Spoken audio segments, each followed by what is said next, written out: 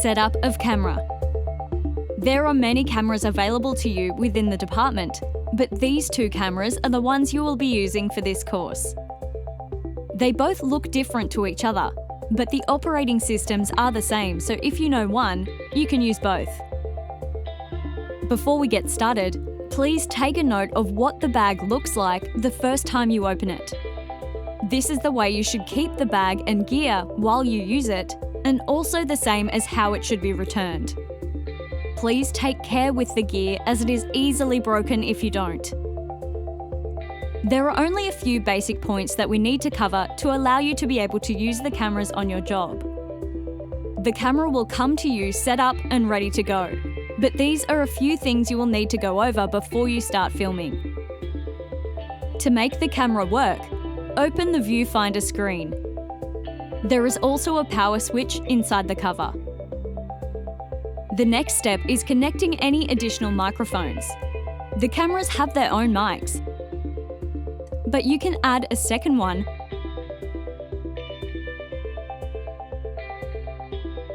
or disconnect the onboard one and have two separate mics such as a radio mic and boom.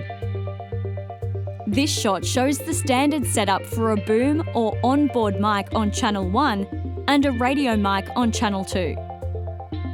Please check when you have the mics connected to the camera that you can see the level meters moving on either or both channels that you expect to see. At this time, you should also connect the supplied headphones to the camera by plugging them into this green socket on the other side of the camera. It is very important that the camera operator uses headphones whilst recording sound, as you will not be able to hear what is going to the camera without them. The camera is also set up for autofocus, which means it will try and focus on the object that occupies the middle of the screen or wherever you tap on the screen, similar to the way you use your phone's camera. The zoom, however, you will need to work manually. This is done by toggling this silver control on the top of the camera. W is for wide and T is for tight. The most important button to remember on the camera is the start and stop recording button. Push once to start and a second time to stop the recording. Please make sure that you check the screen immediately after you start recording to see that the green standby indicator has now turned into a red record indicator. If you don't check and are out of sync with what you're doing, there is every chance that you will record yourself moving the camera from location to location and not record any of the footage that you really want.